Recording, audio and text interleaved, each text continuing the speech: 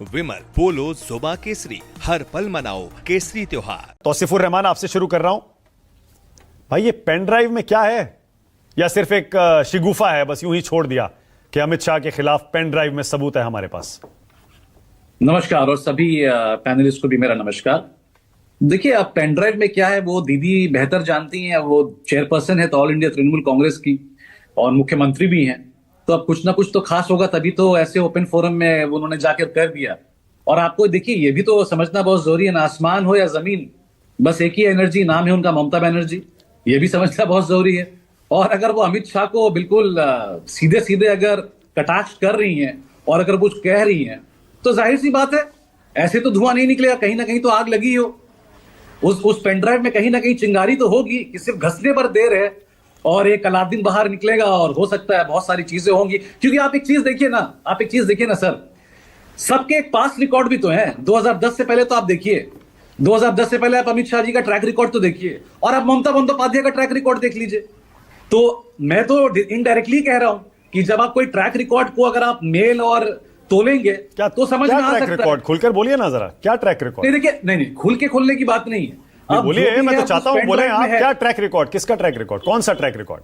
नहीं, किसी, अब मैं अमित शाह जी के बारे में बोल रहा हूं, मैं ममता दीदी के बारे में बोल रहा हूं। हाँ। अगर आप दोनों का ट्रैक रिकॉर्ड को अगर मिलाएंगे तो अब समझ में आएगा कि उस पेन ड्राइव में क्या है, क्या तो मिलाइए ना, समझाइए मुझे, मिलाइए ना, बातें मिलाकर समझाइए थोड़ा, दोनों का ट्रैक रिकॉर्ड तुलना करिए जरा, बताइए।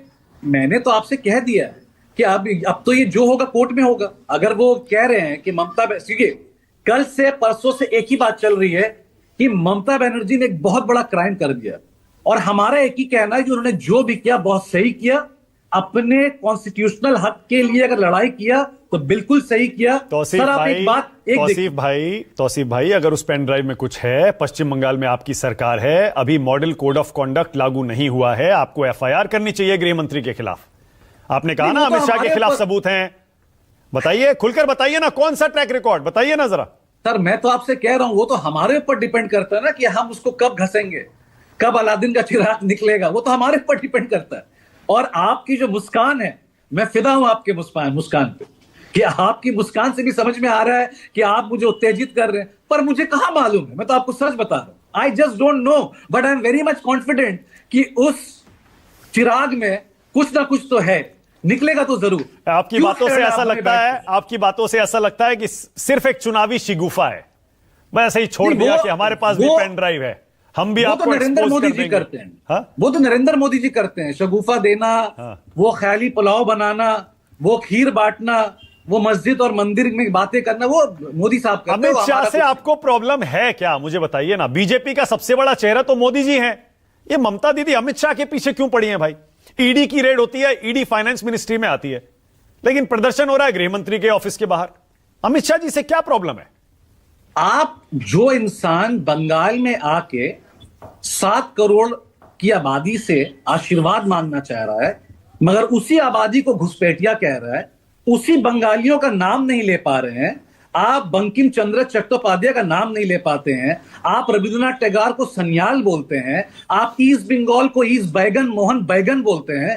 भाई, कैसे तकलीफ नहीं होगी हमें? आप और क्या चाह रहे हैं हमसे कि अब हम अमित शाह की आरती उतारें? भाई, माननीय गृह मंत्री, अब किसी के लहजे पर आप जाइएगा, फिर वही बात हो जाएगी ना। फिर सर, अब मैं फिर बताऊंगा कि हिंदी, शुद्ध हिंदी जो होती है वो किसकी कितनी अच्छी है, इस पर डिबेट ले जाइएगा तो प्रियंका भी थी, अभी कुछ दिन पहले हमने इस पर डिबेट किया था, प्रियंका भारती ने भी अमित शाह के लहजे पर सवाल उठाया था।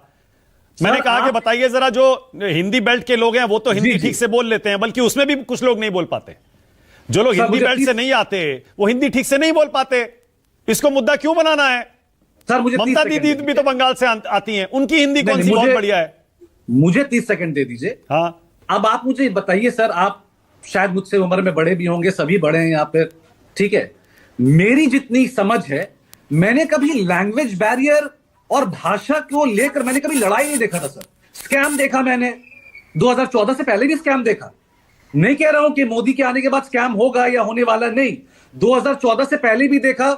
मैं जब पैदा हुआ था तो स्कूल में पढ़ता था कि स्कैम, बात सुनिए, कौन से स्कैम थे पहले? हाँ, कौन से थे पुराने वाले? भाषा को लेकर लड़ाई कब देखा सर मैंने? भाषा को देखो तो अब मैं लड़ाई अब मैं देख रहा हूं। अच्छा। कि अगर जो बंगाली बॉम्बे में बोल रहा है या दिल्ली में बोल रहा है, उसको मार के भगाया जा रहा है। सर, बंगाल में तो ऐसे नहीं होता है।